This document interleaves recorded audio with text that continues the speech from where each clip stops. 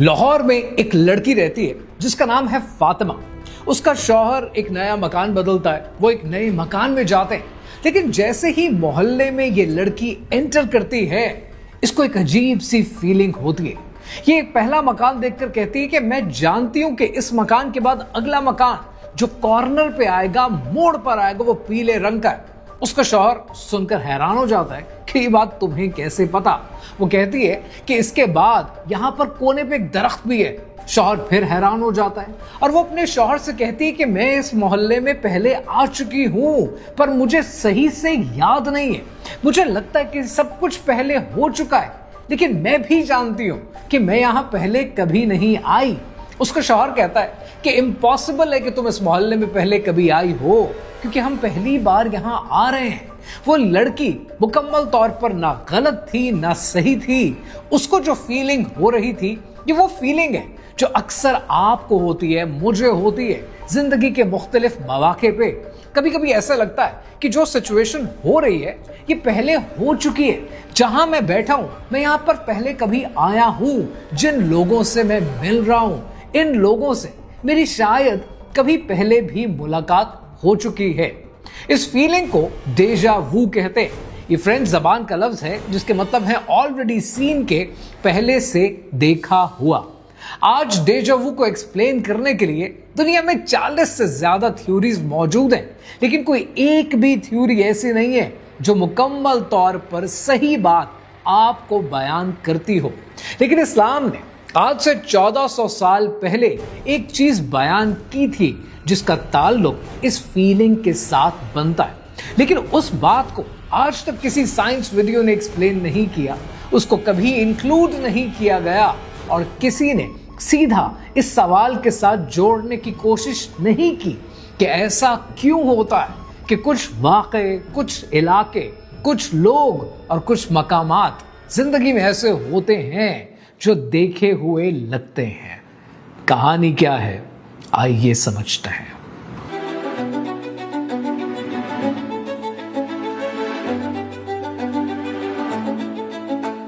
सन 1886 में एक French philosopher Emily बोरियाक ने पहली बार इस एक्सपीरियंस को एक नाम दिया डेजा वू।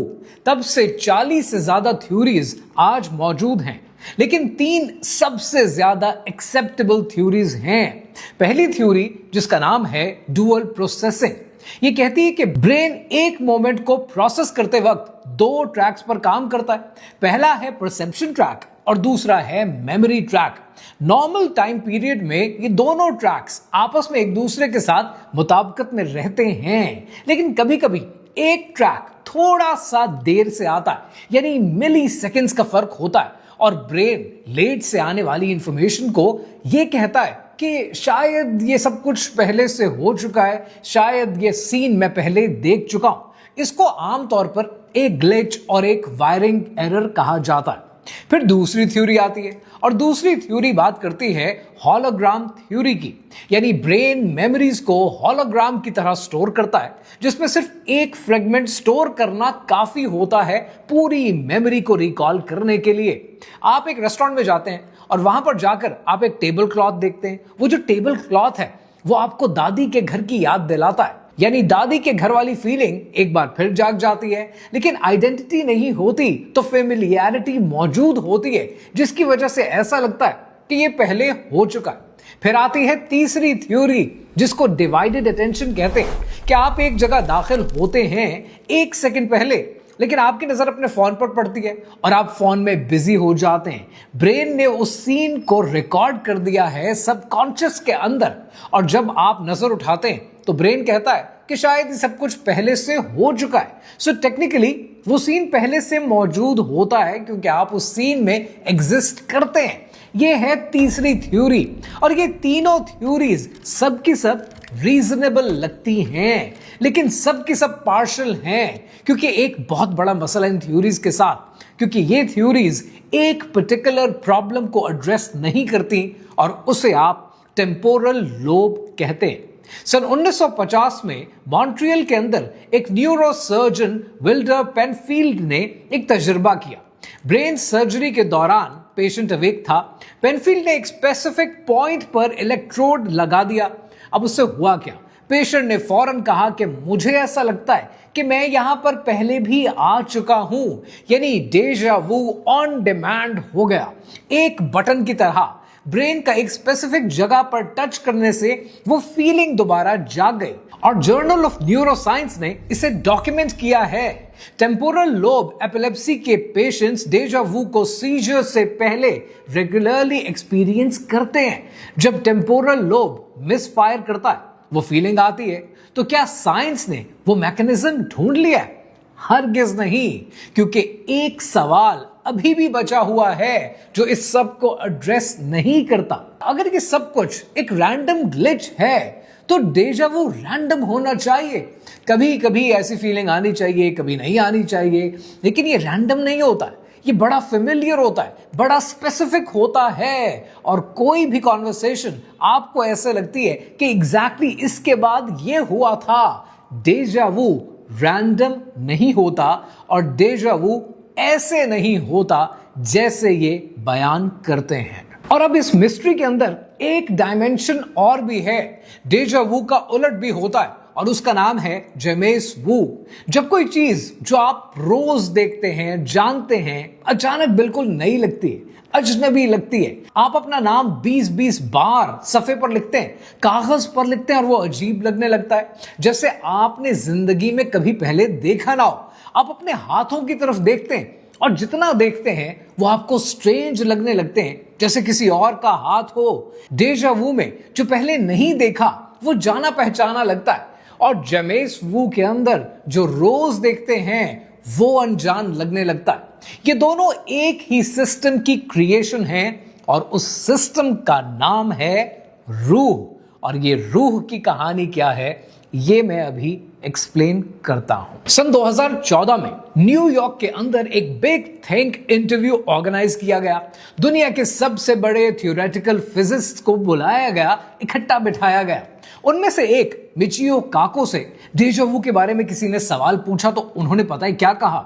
उन्होंने कहा कि डेजा वू शायद सिर्फ ब्रेन की पुरानी मेमोरीज के फ्रेगमेंट्स हैं, लेकिन क्वांटम फिजिक्स में एक्चुअली पैरेलल यूनिवर्सेस हैं। हम वेव्स हैं, हम वाइब्रेटिंग वेव्स हैं, और ये वेव्स स्प्लिट होती हैं। जब दो यूनिवर्सेस इन फेज हो जाती हैं तो वो ब्रीफली कनेक्ट करती हैं और फिर डीकोहेयर हो जाती हैं, अलग फ्रीक्वेंसीज पर चलने लगती हैं।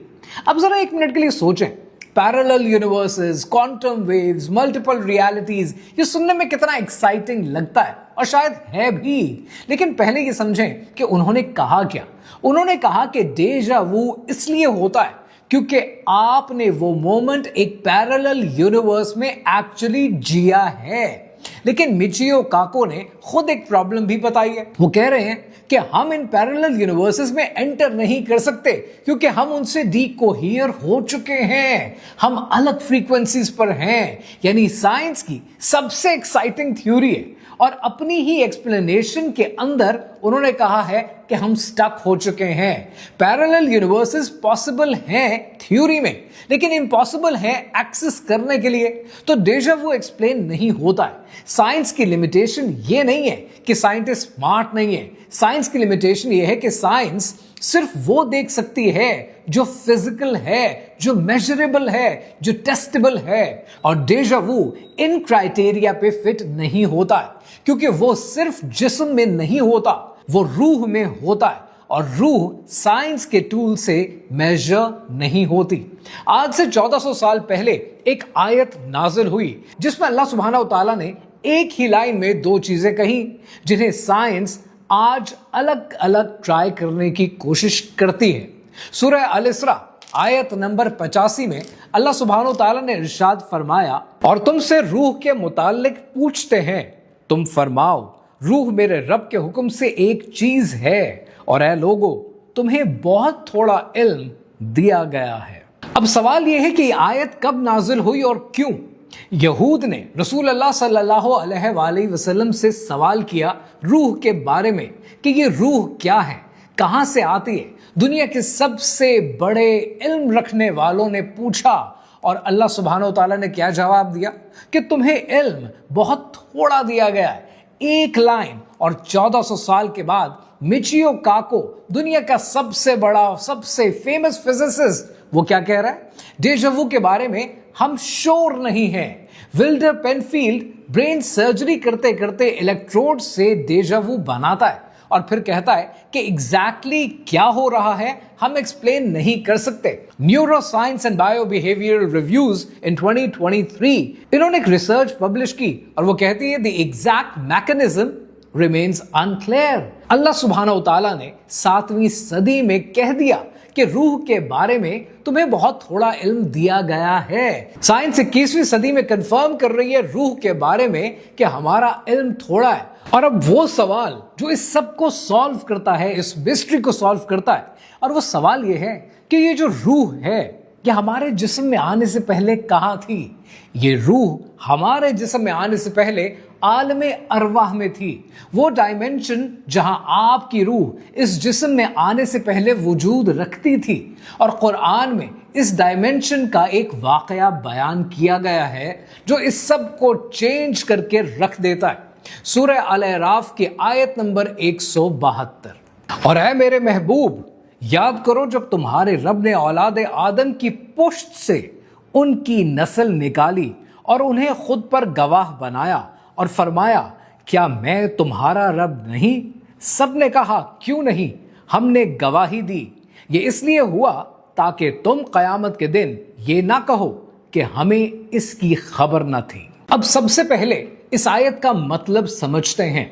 इस दुनिया में आने से पहले अल्लाह सुब्हानहू तआला ने तमाम इंसानों की अरवाह को एक जगह जमा किया, एक बड़ी गैदरिंग हुई, सब अरवाह एक ही वक्त में एक ही जगह पर मौजूद थी और अल्लाह सुब्हानहू तआला ने सबसे पूछा क्या मैं तुम्हारा रब नहीं हूं?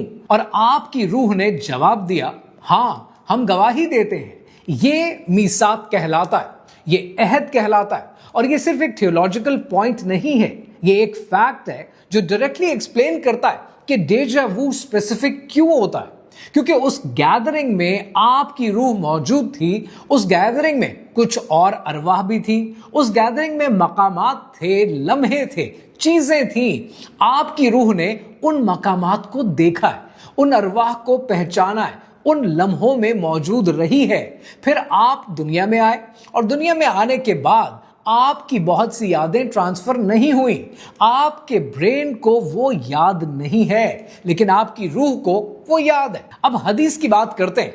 सही बुखारी और सही मुस्लिम दोनों में मौजूद है ये हदीस और हजरत आयशा रजी अल्लाह ताला अन्हा से रिवायत है कि रसूल अल्लाह सल्लल्लाहु अलैहि वसल्लम ने फरमाया कि रूहें एक मौज़्ज़म लश्कर की तरह है। जो रूहें पहले से एक दूसरे को जानती थीं, इस दुनिया में मिलकर उनसे उल्फत हो जाती है। जो नाखुश थीं, अलग रहती हैं।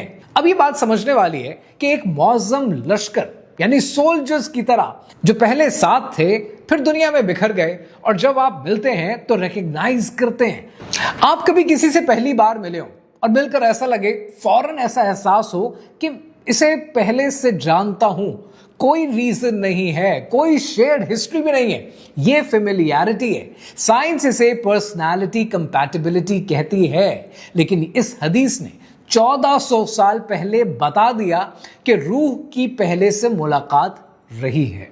इमाम इब्न हजर अस्क़लानी फतहुल बारी में लिखते हैं, जो सही बुखारी के सबसे अथॉरिटेटिव शरह हैं, वो कहते हैं कि अल-खताबी ने लिखा कि इस हदीस में आलम की तरफ इशारा है जहां रूहों को जिस्मों से पहले पैदा किया गया था। जो रूहें वहां एक दूसरे से वाकिफ थीं, उन्होंने दुनिया में आकर एक दूसरे को पहचाना। तो यहां पर एक बात समझ में आती है कि अगर आलम अरवाह में रूहों को एक दूसरे की पहचान होती है तो आलम अरवाह में मकामात की भी पहचान हो सकती है, लम्हों की भी पहचान हो सकती है, चीजों की भी पहचान हो सकती है। और जब इस दुनिया में कोई चीज, कोई जगह, कोई लम्हा वो पुरानी रूह वाली मेमोरी से मैच करता है तो वो फ्लैश उठता है, फ्लैश आपके अंदर पैदा होता है और फिर सवाल आता है कि शायद मैं यहां पहले आ चुका हूं और इसी को आज आप डेजा वू कहते हैं। अब एक फ्रेमवर्क जो साइंस और इस्लाम दोनों को एक जगह रखता है।